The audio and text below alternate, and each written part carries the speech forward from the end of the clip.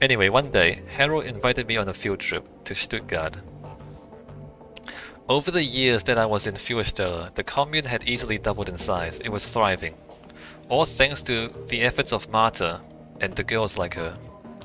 Harold would send the girls out to neighboring cities to lure in the street kids that nobody would miss. He targeted children because they were easy to indoctrinate, and because nothing makes the adversary happier than the corruption of the innocent. Well, I mean, if their parents weren't looking after their children right. I mean, do you see what I mean? Like, everybody's to blame. It's not just Glory, right? As we drove out to pick up the new recruits, I was already planning ahead. It was a foregone conclusion that I would pay my father a visit. The irony of a group of Krautritters getting immolated by a genuine servant of the actual devil tickled me to no end. So when Harold stopped to fill up on diesel, I hopped out of the van and headed out on foot to my parents' place. You're right. Harold wasn't overly concerned about my absence. I had long since reached the point where I could assert my autonomy, and he knew that I'd be back. I wound up at my folks' house sometime around noon. I could hear the adversary whispering in my ear, telling me what to do. I had long since learned to listen to its voice. It always rewarded me with extra power when I did its bidding. It told me to knock, so I did. As the door opened, I could feel a torrent of flames welling up in the astral plane all around me. It told me to channel them into the doorway, into my father, so I did. Alright. But of course the person who opened the door wasn't my father, it was my mother. Really? You didn't check your target before you fired? You didn't... It seems dumb, seems like not how you...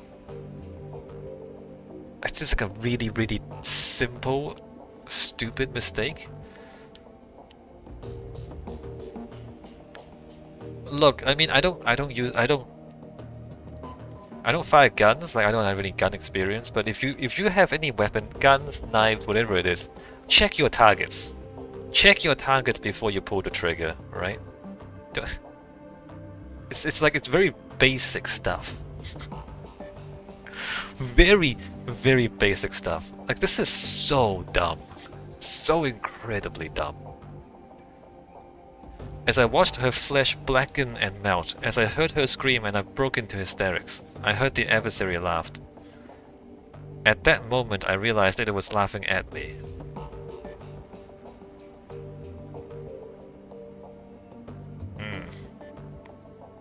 Tragic but predictable. Saw that coming. I'm so sorry, Glory.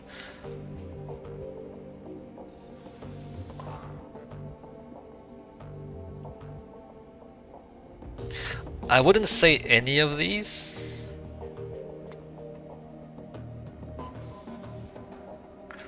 I wouldn't say any of these, but I would say, I mean, in hindsight, it seems obvious that the adversary was never gonna be was never actually your friend, right?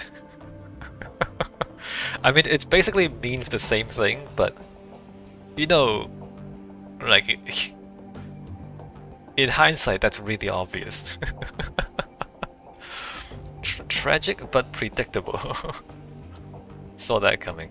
I'm so sorry, Glory. No, I mean this. Come on.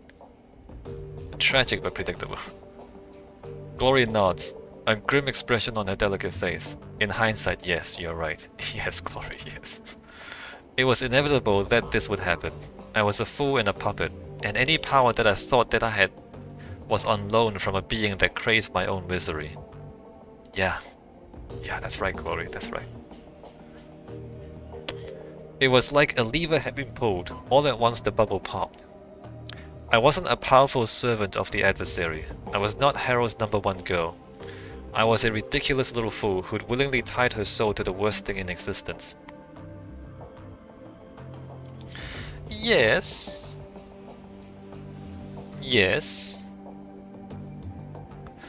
But you had never known anything better. Not really. Not like your father. Surprisingly, your father didn't kill you, but he tried. Oh, did you kill your father too, though? Realizing all of this was one thing, actually fixing it was something else entirely. I knew that I had to get away from Harrow. That was the first thing to do, so I bit my lip and did my best to ignore the happy babble of the new recruits on the trip back to Fuerstella. I managed to get through the ride without screaming. Oh, you didn't kill your father? That's a shame. Did you kill Harrow? Once we were back at the commune, I broke into Harrow's safe, stole all of the commune's resources, and ran. Oh, you didn't kill Harrow? Glory. First you kill someone you're not supposed to. Then you don't kill the people you are supposed to. What are you doing? I don't know when Harrow realized what I'd done, or whether he even cared. All that I know is that nobody came after me, so I kept running and running until I got to Berlin. Getting past the wall was fairly simple. You know how easy it is to obtain falsified papers. The biggest obstacle that I faced during my flight was the adversary itself. I could run from Harrow, but how do you run from something that's tied to your own soul? I have a feeling that I know. Yeah, you removed your essence. The haunted look in Glory's eyes is heartbreaking. She gives you another curt, grim nod. I walked into the office of the first street dog I could find, pointed at all the biggest, bulkiest pieces of cyberware that he had on display, and told him to put them into me. He tried to upsell me on better merchandise, arguing that what I was asking for was old and inefficient, better suited to be installed in a museum than in a body. He told me that I'd be shredding my essence, and that once it was gone I'd never be able to get it back. I stuck to my guns. After all, shredding my essence was the whole point. Glory looks up at you, her eyes are sunken and hollow, and the aura of loss about her is palpable. She looks like a woman who has been through hell. You didn't kill your father though, and you didn't kill Harrow. Why not? That's all for now, SCKC. You've heard the tale. You know why I'm the way I am. You know the things I've done and how much I have to atone for. You can atone by killing Harrow. Can I kill Harrow? Can you tell me where to find him and I'll kill him? You can atone by just telling me where he is. If you still want my company, fine. If I've lost your friendship, I understand that too, but for now I need to be alone.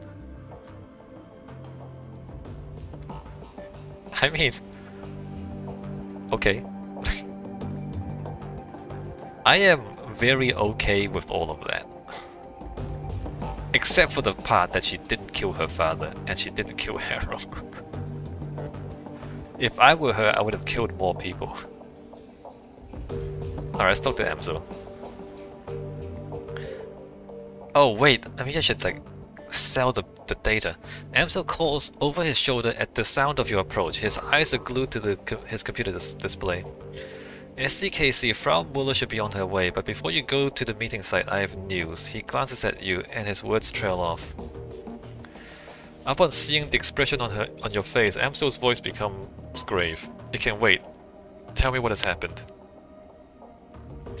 I had some trouble on the U-Bahn. Somebody set up an ambush. Nothing much, got attacked by a bunch of idiots who didn't know who they were messing with. They lost. Bad news, friend. Somebody is hunting us. They set up an ambush on the U-Bahn line. What the... I mean, isn't somebody always hunt... You're Shadowrunners. Don't people want to kill you? Don't people want to kill you all the time? Alright, had some trouble on the U-Bahn. Somebody set up an ambush.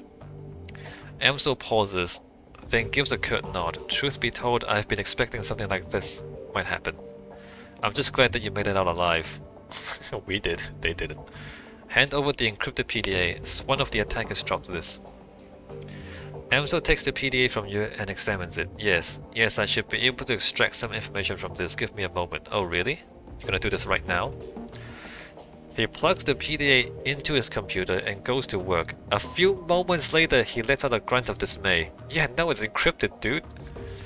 Well, SDKC, I was able to recover a file, but unfortunately that's all that I'll ever be able to pull off of this thing. All that anyone will, to truth be told. It must have been running some kind of counter-intrusion software. The instant that I gained access, it bricked itself. Good job, Paul. Good one. Amstel disconnects the useless PDA and drops it to the ground and clatters to a rest on the metal floor. One whole file? Nice job, Paul. It's a good one. Good one. Damn it, we're in trouble enough already. We can't afford to lose the few leads we have. No, look, they're gonna try again. It's okay. It's okay. Whoever tried to kill us, they're gonna try again. We're gonna have a second chance at this. We just have to wait for them to shoot at us again. And then it'll be fine. What did you manage to pull off of it? A comm file. The audio is all here, but it looks like we've only got video from one side of the conversation. Let's see what we have. You got a video. He opens the file and a nightmarishly familiar face appears on the screen. Oh, Audran. Beckmeyer. The voice bleats out from Amso's speakers, filling the room. Audran here, what is your status? Beckmeyer's image is garbled, but his voice sounds young and eager. Target acquired, sir. You were right. We spotted him on the U-Bahn, just like you said. Probably on his way to a job. As per your instructions, we're gonna try to take him out on his way back. He'll be more vulnerable that way. Hopefully injured and low on ammo too, but only time will tell. Well, the game mechanics are... we get infinite ammo, and we heal after the mission, so that's wrong. Good man, proceed as instructed. Will do. Cosman is rigging up an ambush spot right now. We'll try to make it quick. The orc with the nightmare face nods. Send me a comm when the job is done, Audran out. The job is not done, Audran. The image on the computer screen dies. Amso turns to face you. We have names. Well, our scarred friend makes an appearance. SCKC, I suspect that Green Winter's predictions are coming true. I believe that Furschwinger is behind this. Under Amso's patient exterior, you can feel the worry that's eating at him. Be on your guard, you and the rest of your team. You made it through this attack relatively unscathed, but next time you might not be so lucky. Yeah, they're gonna send more people next time. At least now we have a name to put to the face, Audran. That's not all we have. As I was saying when you first walked in, I have been productive as well. I was able to uncover some new evidence in your absence. And coincidentally enough, that evidence pertains to our scarred friend. You might recall that I said I'd dig into Audran's skin grafts. Well, I did, and that search has finally borne fruit. One of my contacts outside of Berlin handles the paperwork for private hospitals all across Germany. It's a dull, boring job, but it does have its perks. Amso pulls open a file on his computer. A medical chart opens up on the screen. As it turns out, our scarred friend's skin grafts were performed at a legitimate hospital after all. Alright, so we can't read the charts. Some good news for once. What do they say? Well, they're rather light on identifying information. Our friend's name is listed as Max Musterman, the local equivalent of John Doe. But they do cover his injuries in great detail. Audran's injuries were extensive. He had 2 broken ribs and a shattered pelvis, and he had sustained 3rd-degree burns over 60% of his body. Most damningly of all, he was suffering from acute radiation poisoning. His body had absorbed over 5,000 millivolts of ionizing radiation, a lethal dose without treatment. Interesting. The information dries up at this point. We know that he was treated and discharged, but what happened afterwards remains a mystery. He pauses for a moment, studying your reaction. Your thoughts? Hold nothing back. I'd like to hear everything that comes to mind. He tried to fight the dragon. He lost. Now he serves the dragon. Audran might have spent some time in the socks. That radiation poisoning didn't happen on its own. No. Well, those burns sounds like dragon fire, but if the firewing burned Audran, why would he be working for it now? The hospital couldn't ID Audran. Either somebody covered his tracks for him, or he was living completely off the grid. Those burns sound like dragon fire. I don't think that Audran is working for the firewing. I believe that he is serving her. What's the difference? On Green Winter's second DVD, he mentioned that there's a cult within the socks that worships the firewing. The disciples of the cleansing fire, the cleaning fire. I believe that Audran belongs to this cult. What difference would that make? In my experience, a zealot is unlikely to shed his allegiance to his goddess, even if that loyalty comes at great personal cost. So it is possible that Audran is a dragon cultist. This seems to fit with much of the other information that we've uncovered. Did any of the other red flags jump out at you?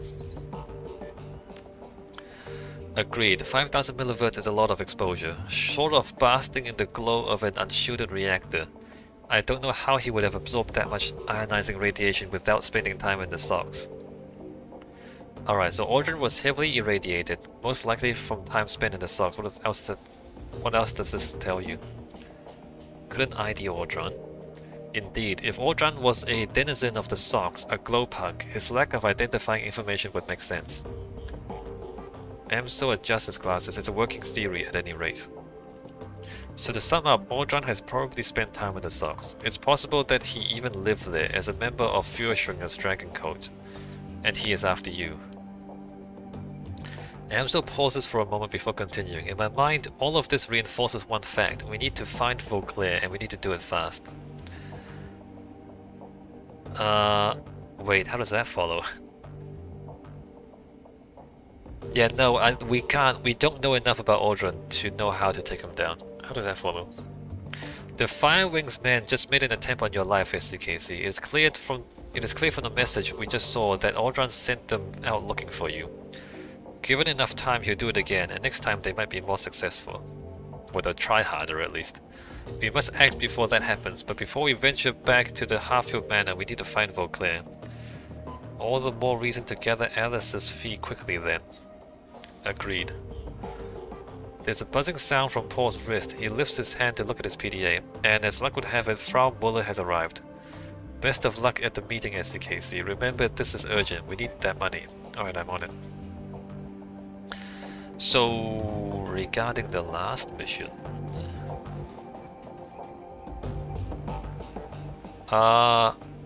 Shadowlands BBS... Claim payment... Romantic recording... 378 bucks for a pod video. Post pay data. Alright, we don't have any pay data. Go back. Status of the Alice Fund. 21.25. Wait, do we get... No, we need to... Jobs directory. Claim payment for the Mark 6 prototype extraction. Well, it was... we broke it though. You submit the job as finished and await your client's response. A few moments later, a message pops onto the screen. Here's Schmidt to SCKC. To call your work unsatisfactory would be an understatement. When I said that we wanted the prototype, it should have gone without saying that we wanted it intact and operational. Yeah, well, it was defective, alright? It broke itself. It wasn't operational. You technically fulfilled the terms of our arrangement, so you will get paid, but don't ever expect to work for us again, Schmidt. Well, if you find someone else who can do the job better, then why didn't you hire them in the first place? Good luck finding a better Shadowrunner out there, Schmidt.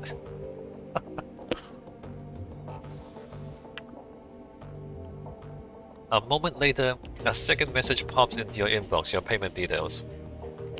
Payment from... Oh, he paid full price, nice. Alright, deduction for crew, ammunition and resupply. Alice funds. Alright, and then we get 3,000 bucks. Go back. There's still the farmer cleanup job, and then we have to meet Miss Muller. Alice fund 32 out of 50. Alright, walk away. So I think it's time for me to take a... Oh man, I've been recording for a long time. I'm gonna take a break here. Let me walk outside.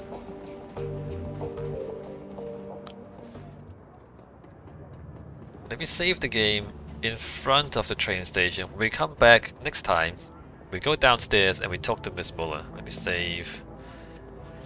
Save.